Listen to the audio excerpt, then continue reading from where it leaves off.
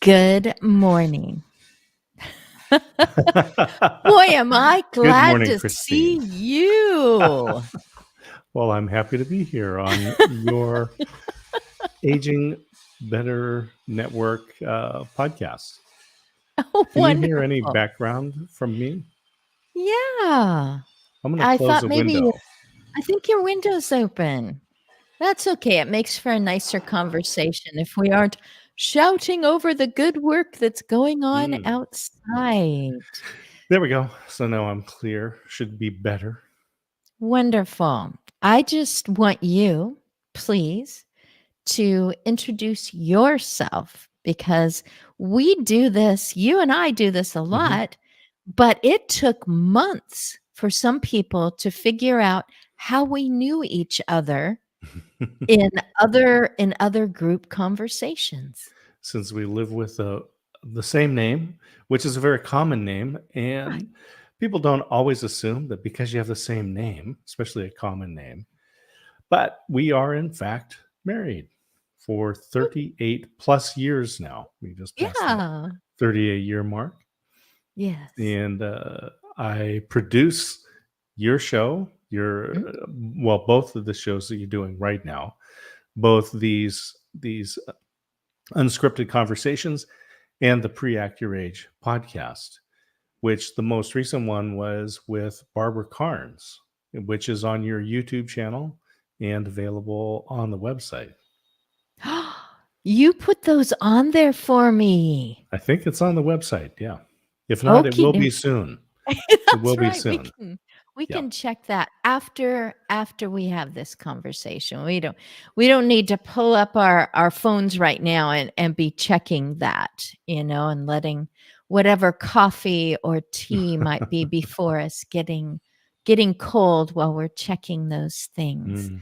Yes, Barbara Carnes, you have heard me talk about her for years because a neighbor hired me on my front lawn because she thought I looked like a great candidate for giving care. And in some of the homes, I always went into private homes. I didn't work what I call in hallways. Mm. It's Mhm. just the way that it turned out. I didn't work in a memory care area or something like that. I went into private homes and whatever all was going on, it was always an aspect of aging and usually multiple aspects of aging that made it just better to have another person there. But in some of those situations, hospice had already come and left some booklets behind. So I'd Mm. Mhm. seen those booklets and I knew that they existed. I didn't know a person named Barbara Carnes, which my phone always corrects to Barbara Karens because that's just making so Doesn't much more understand. sense. Sure. Mhm. Oh, but I'd already seen those booklets, so I thought, wouldn't that be something? And I'd also watched on my own and because I applied for a company after a season of freelancing, and There's I Dinah. love it. I love it. Dinah, I am so glad you came. I was hoping you could. Oh, you Oh. can't? Well, we can hear you. Mm-hmm. We She's can gonna. hear you. So there's just so many adjustments. And as soon as she can hear us, that's it's okay. It's okay. We'll use sign language. Well, she works on that. I'll simply say, I was trained and I was watching for my own development the Teepa Snow videos of how to relate to someone in dementia. And then here I knew that these booklets were dropped off in my mind by all hospice workers, which is more prevalent now. Mm-hmm. But, and I said to you, oh, It would be my dream to someday meet or talk to. I had already done interviews. They were only audio interviews, and I'd already done those for a local radio station. Wouldn't it be great someday to interview Teepa Snow and to Hmm. interview Barbara Carnes? You could not you could not pull me down to the ground when that office said, "Hey, we've been looking in on what you've been doing. And by the way, if you would like to interview Barbara Carnes," I could not pull myself down. And now I'm so excited. So we have More Dinah friends at and the Charla. table. Hmm. Oh, I love Oh, good. this. Good, Hello. good, good. Hi, Charlotte. Hey, Dinah, I am can you going hear to us now? Yes. Yes, I I'm can going to hear Oh, jump you. off the that's screen great. and I will let you guys have the unscripted conversation. I'll just be in the background. All righty. Well, both Dinah and Charlotte, both of you have met my husband before Yes. because Charla, I'm around in person quite often. And Dinah, you said, "I am willing, I will jump in and be your next victim slash guest on a podcast." So you've both met him as my husband and the producer. So we'll let him leave the table, although he has plenty to say on aspects of aging. You know what? Before anyone else jumps in and wonderfully surprises us, Dinah, would you please introduce yourself to Charla? Oh, yes. Hi, Charla. We've met. Oh, I'm Dinah Vink, and I am a coach to women in perimenopause. I live in Ottawa, Canada, and that's me. Now, Christine, I was very interested in the Deepest Snow reference that you mentioned because she has actually come to speak to a group that I hosted here in Ottawa because of my mother living in a long-term care residence. So this was pretty fantastic. Yeah. so you had the other half of my dream when I first thought, wouldn't it be nice to hold my little microphone and talk to this person as I've done in the past? And you're like, yep, she's already been here. So these busy, wonderful, skilled, passionate people get out there as much as they can. She went up to Ottawa. Yeah. I don't remember what state she's in, but thank you. And yes, you're right. Of course, you two have at least seen each other on screen, if not, interacted Hmm. outside of that because of the global tea break. So, That's great. That's right. yay. I'm so glad. And so, Charlotte, you already knew that about Dinah. Mhm. And Charlotte, Yes. I know something more about you. I'm not going to give away anything that you might be about to share, but you have a dad that I had not seen in person before, though he is in the same geographical area as we are. But I got to see him on screen. Oh, yes, you did. He was a blast. Boy, he can really direct what's going on, and he just gets going, microphone in front of him. I feel like he did some DJ in a radio station or something, because it was just like FM blah blah blah that's what I was feeling.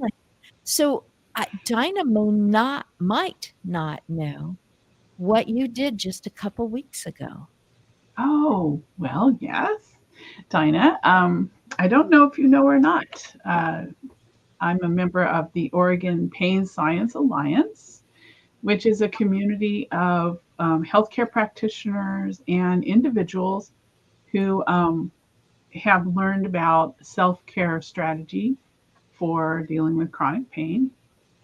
And we have monthly community meetings in the spring and the fall, and I spoke at our September meeting, sharing my personal pain science journey with back pain and neck pain, and how pain science helped me. Mm. Great. Pain science is evidence-based, modern science that takes into account that pain um, is complex and it's protective, but sometimes it overprotects us Mhm. when there's no longer anything that we shouldn't, like if you break something, you should let it heal. But then once it's healed, the pain doesn't really serve a continuing purpose. But sometimes our brains get stuck on protecting us from something that isn't there anymore. So, uh, wow. Charlotte, you and I were talking Complex, about and I something. need to Yeah. stop. But No, yeah, no. Yeah. that's been a real key thing for me, thinking about my own aging. And I think Yeah. probably one of my biggest fears is chronic pain. That is okay. And now you've opened up another egg. The fears of looking in toward aging. I was Mhm. remembering that you and I were talking about that pain science because I looked into it a bit as I Mhm. was doing some writing. And the person near us said, "So you're talking about like acupuncture?" And so you had a chance to respond to that, but Mhm. there's just so much more there that Mhm. really doesn't have to do with somebody doing a procedure or providing a pill. There's so much more to that.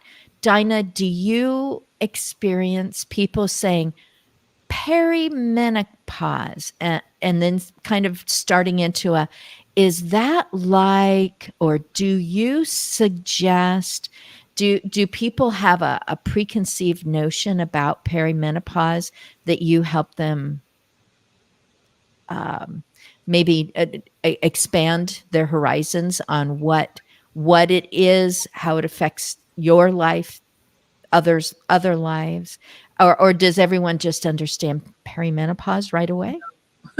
No, most people think that perimenopause is just when periods change and there can be some hot flashes. Hmm. And that's sort of what people think about. And of course, there's a whole lot more going on because as you change the hormone balance in your body, it doesn't just affect your reproductive system, it affects your entire body. Right. And so people may be having all sorts of symptoms, but they don't connect it with perimenopause because they don't really understand what perimenopause is. And so that's the normal expression of surprise is, oh yeah, I've been having sore feet, is that why it is? And oh, I noticed that Wow. my skin is changing, and I noticed that my hair is changing, and I noticed that my body is changing shape, and so there are a whole lot of things that happen. And and once they can attribute it to perimenopause, then they feel a bit better because A, it's diagnosed, and B, Yeah. they don't feel like their whole body is falling apart. Is that there's some singular explanations for what's happening. Mhm. Mhm. Charlotte, do you have a similar experience with research, reading, listening to anything about pain science where you were like, oh, oh my goodness. Now, okay, there's a label, there's a, that somebody just said something and said, "Oh yeah, that's normal," or that can fall under this category. You go with that. Okay. Well, I don't know. I think for me, the greatest insight is that pain is a very complex experience, Mm. and there's a whole lot that goes into it, and that gives me hope that even if I can't change like the mechanics of my body, I can I can still affect my pain experience from other angles, like social and emotional, and how I can lower the alert level in my brain so my brain doesn't feel the need to protect me all the time. Um, yeah, and it's just like it's way more holistic than I ever thought. Mm.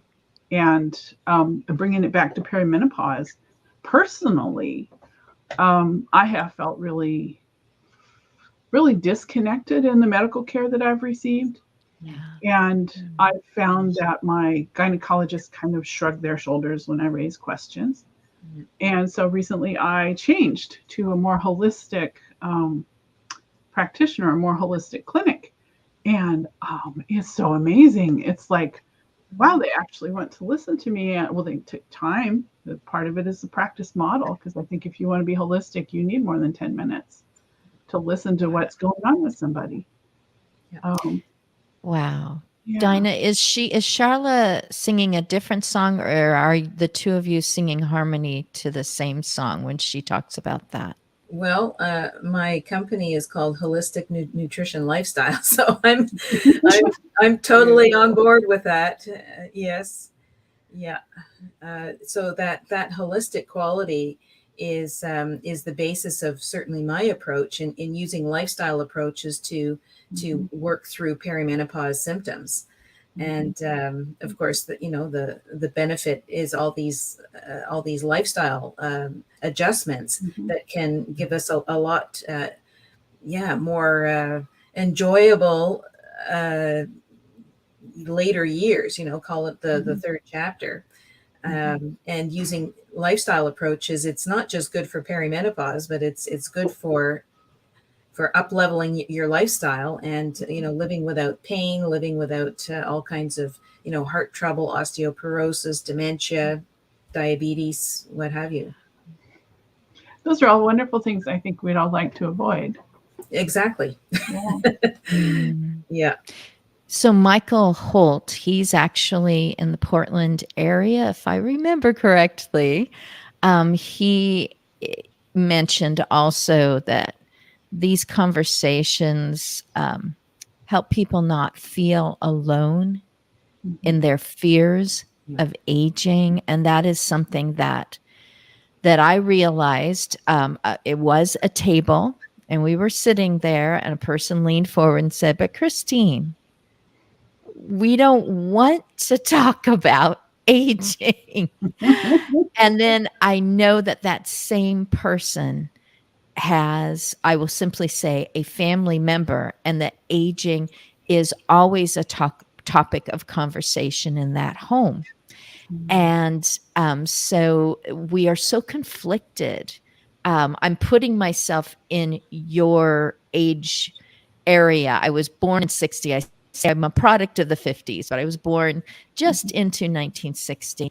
That we don't want to talk about those things. If they happen, then we'll deal with it then.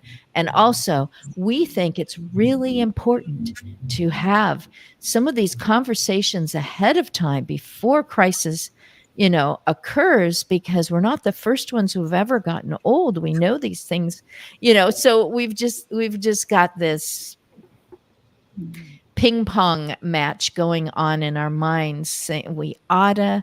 And you are two women who didn't just say we oughta. You said, I'm grabbing hold of this. And both of you have expressed to me that there was like a crisis moment or an extreme upset that made you go, I'm looking into this. I'm going to find information. I'm going to put it out there so no one else has to bumble along or feel like no doctors or no employers quite understand this. I'm going to put this together because I have a brain.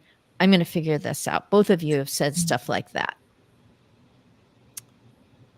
Yeah, it's true. And, so I had a couple of, significant moments of realization. One was my own realization that perimenopause was not being dealt with seriously by the medical community. and that if anyone was going to do anything about this, it was going to be me. So Mhm. that was one realization. But then when I decided that I was going to become a coach in this area and make this my, my world, my life, right? That this is what I'm investing in. Then I had to put some of the things that I had found into a framework, and I had to, and I had to think about how can we deliver this? How does this information land? Where are the people that I need to speak with, and what are their thought processes? And how can I make this information accessible to those people? So that was kind of another level of realization to think, well, how can we smooth out this aging process? It's inevitable. It doesn't have to be a struggle. We can smooth this out, and we can relieve that isolation that you talked about, because women struggle with these things in silence for the most part. Even the people they do talk to don't really have a response. Their trusted medical providers are not not their supporters on this front. So yeah, a couple of major turning points there. In situations where my husband and I have dealt with an agency on important matters, and we kind of got bounced around from desk to desk, and phone call to phone call, and paperwork to paperwork, and he was saying each person only knows what they know. Mm. And it's like if you had walked in with maybe other symptoms, and they might have identified it right away, but that their area of expertise does not cover that. Both of you are articulate, innovative. Um, I will not stop human beings, and you are both overcoming those barriers.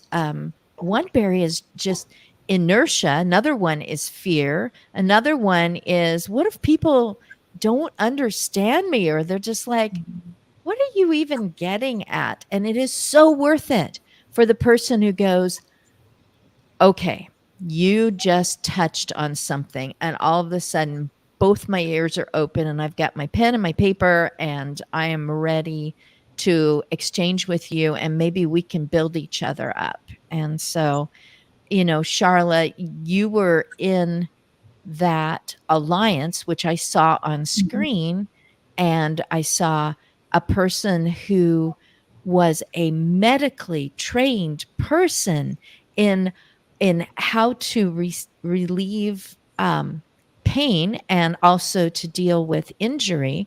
He was a Mhm. physical therapist. Do I have that right? Yes. Not only Right. that, a And what what geriatric what what physical turned him therapist. into this? Go ahead. Yeah, talk Not about only that. that, he's a certified geriatric physical therapist, which Ooh. amazes me. I didn't even know there was such a thing. Go on with your story, Christine. Oh, no, this is exactly it. Now, I don't recall his name just now, but certified geriatric Mhm. physical therapist, Mhm. and he ended up with pain. Now, this is his training.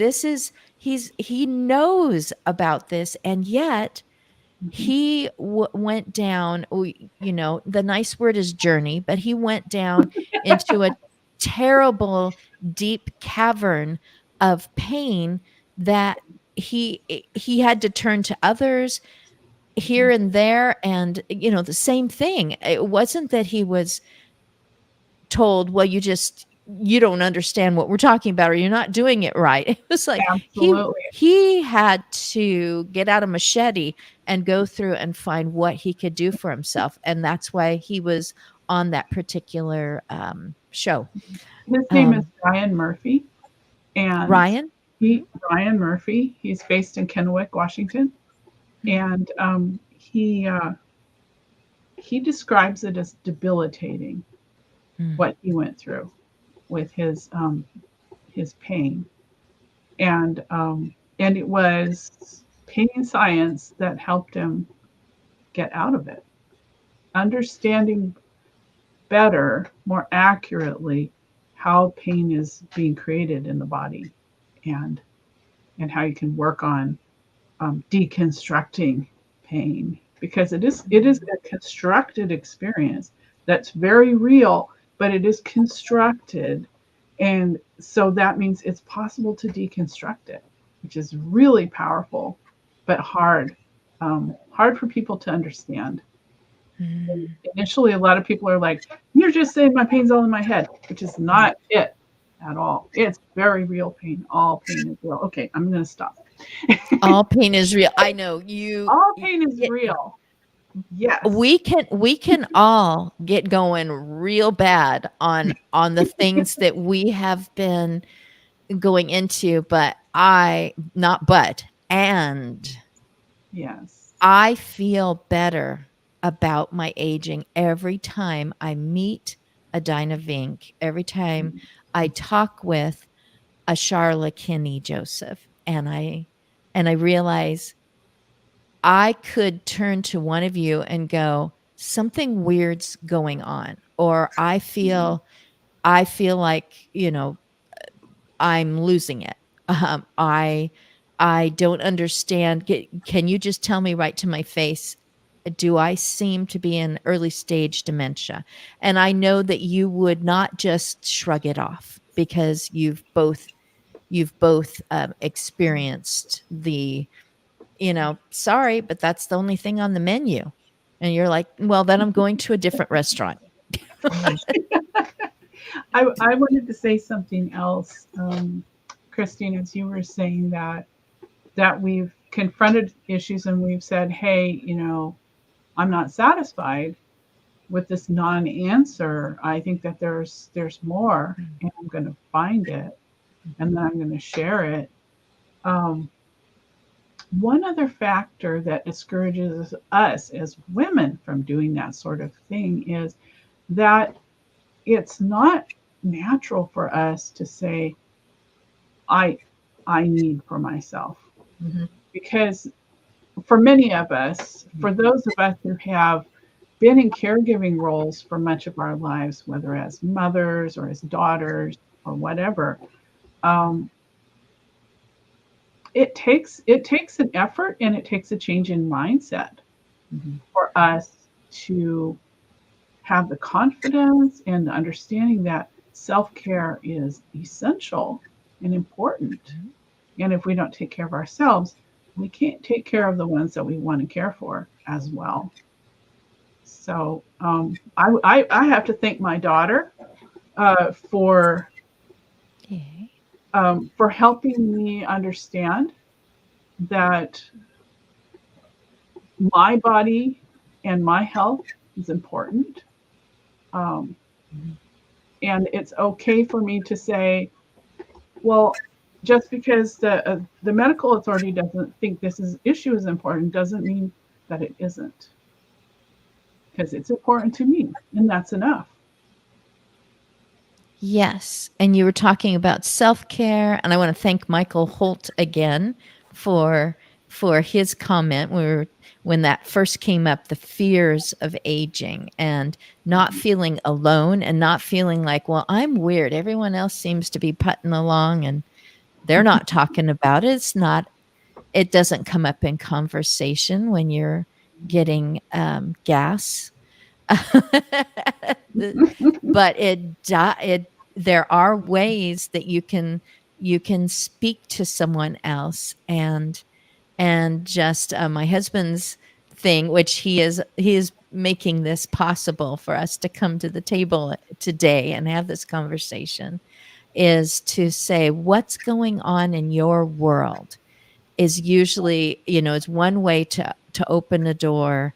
I realized that I closed doors by saying, I'm into gerontology, or I'm doing research on aging, and it's like, oh, okay. But I finally learned at a gerontology conference that what I should say to people as I introduce myself is, I do video podcasting.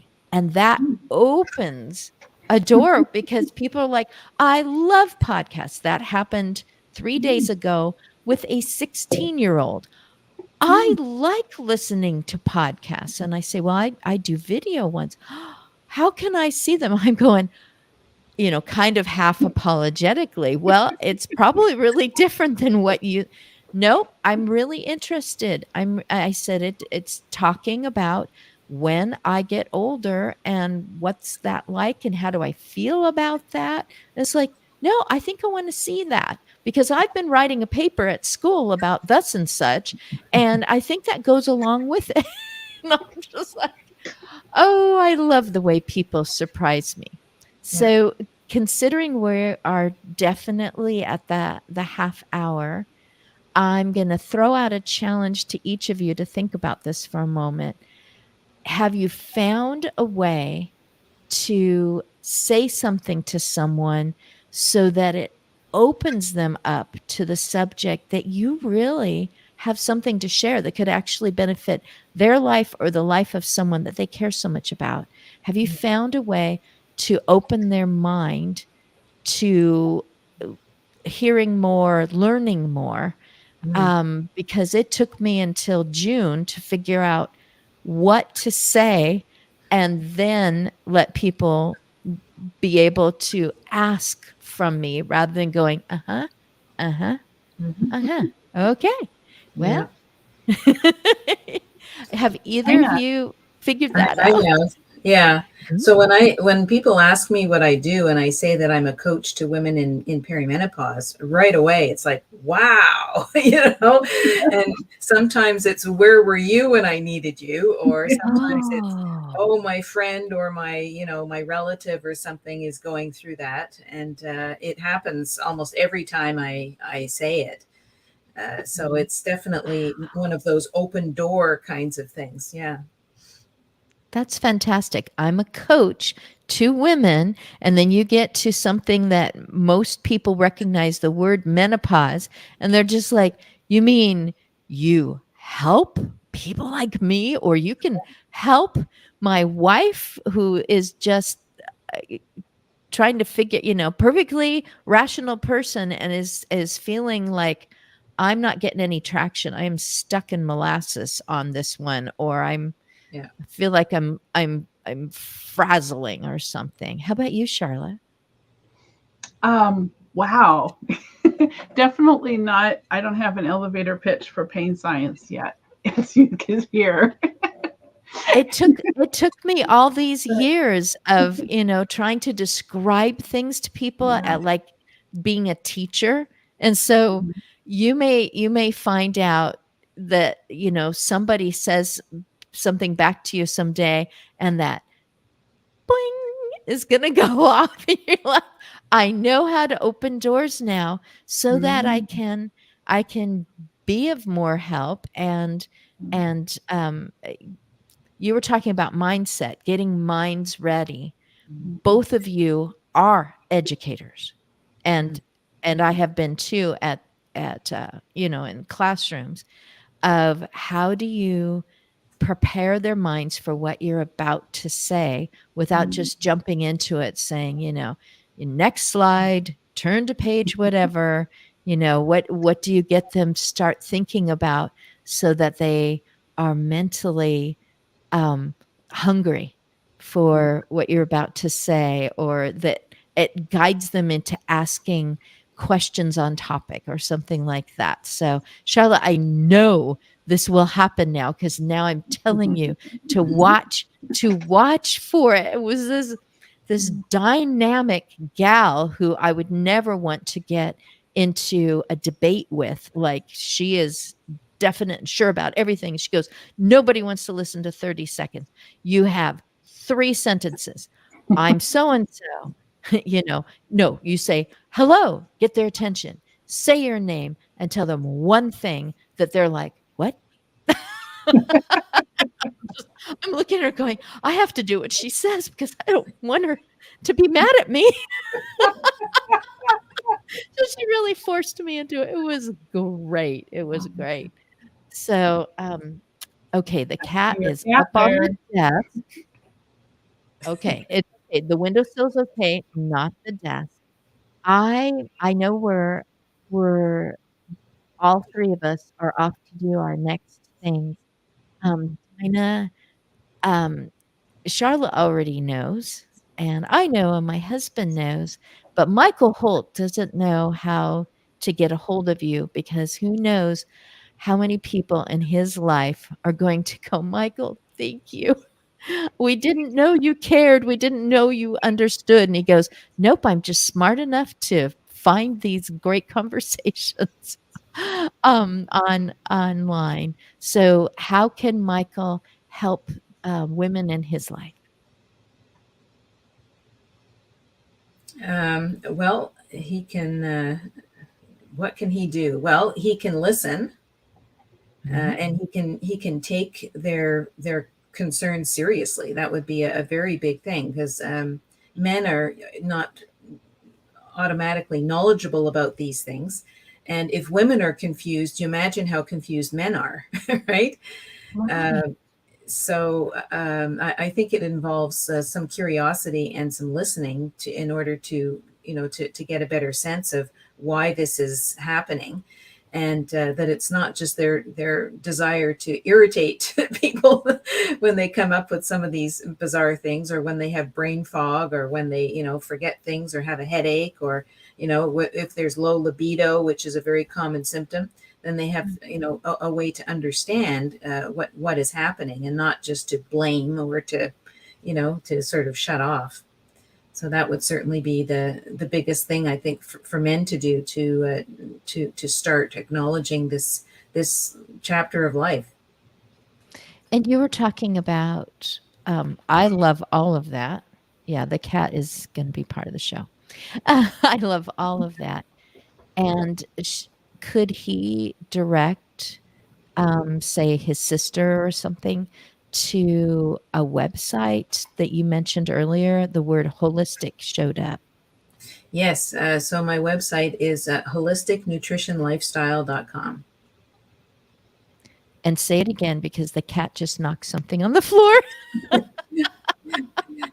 So the website is holisticnutritionlifestyle.com. Holistic Nutrition Lifestyle.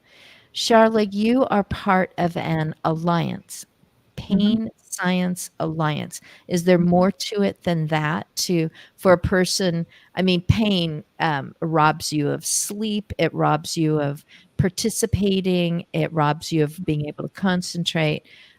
Pain is definitely a fear in the future, thinking, am I going to get to the point where I can't escape it?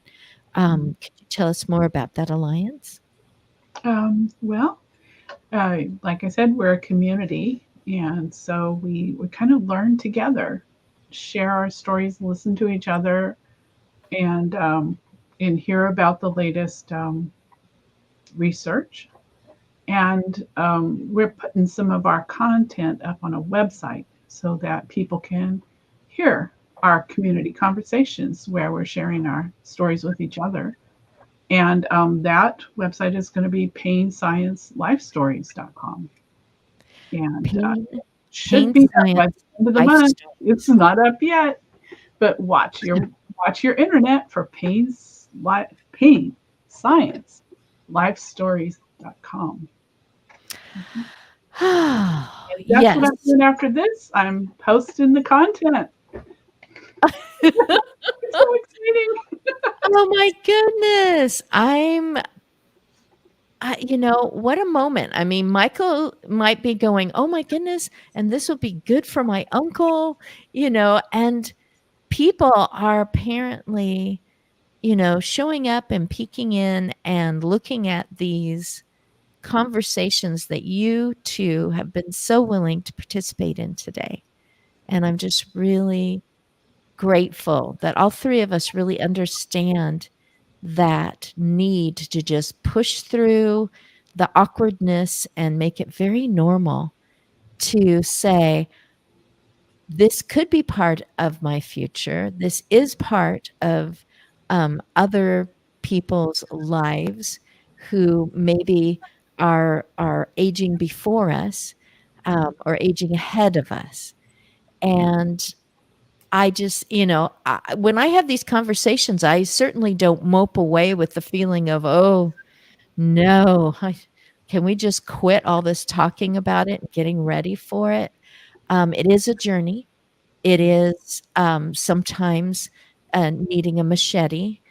Sometimes it's going down into darkness and feeling like you're feeling your way through. But more and more people are interconnecting. And I am grateful once again to LinkedIn for allowing that, being part of that in my world. That's pretty much my only social media. And so I'm so grateful that both of you were willing, from the Willamette Valley in the state of Oregon in the United States, and from Dinah, you're in Ottawa? Ottawa, Canada. Yes. Yes. So Ottawa, is that your city or your, oh my goodness, I'm so bad with geography. Yes, Ottawa is a city, and it's in the province of Ontario.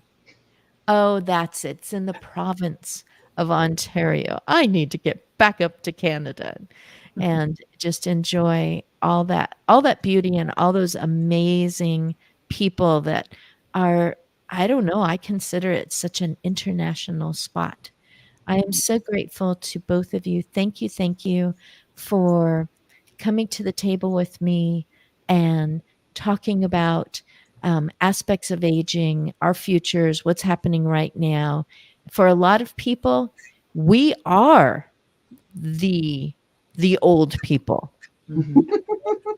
They're at a point where they're thinking literally, wow, I need to get things going in my life, because after 55, everyone says 55 plus, you get special breaks, and you have to be careful when you're exercising. So man, I've got to get my stuff going before 55 plus. And we know now that 55 plus could be the halfway point in our active lives. And so I'm really grateful that you two are just going, you know what? I have a reason to learn more, and that you're willing to share it. Thank you so much. I'm just going to say goodbye and thank you and wave and be so glad that I was here today. Bye, Christine. Bye, Charla. Great to talk to you Bye. again. Good to see you, Dinah.